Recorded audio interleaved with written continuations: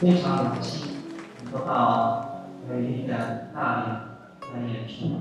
那么今天不仅仅是要给大家唱评，也希望大家能够体验，也希望大家能够了解。我们苏州评弹是非物质文化遗产06年评上，但是它的历史是非常悠久，有记载是600年，但是没有记载，也许有2000年。为什么？因为在我们中国有一个非常有名的一个墓葬，叫长沙马王堆汉墓，就是汉朝时候2000年的墓葬，里面出土过人俑，什么样子呢？就是拿着我们手上这2个乐器的人俑。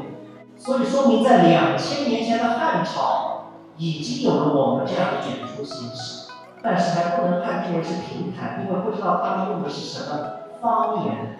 所以说，正是有记载，明朝嘉靖年间，在杭州西湖边上，一群苏州评弹演员在那里第一次被人记录下来，也特别不容易，穿越了这么多年。那今天给大家带来的第一曲是一个不需要字幕，你们也都能听懂，张继写的《枫桥夜泊》。我拿2个流派唱给大家，我对比一下，一个是男口叫讲调，一个是女口唱叫余调，同唱同一首古诗，你们来品一品这个苏州评弹它的味道。我们一起欣赏《枫叶调》。月落风里霜满天，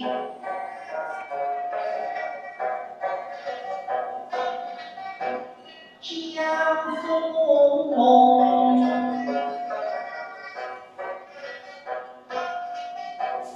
雨风。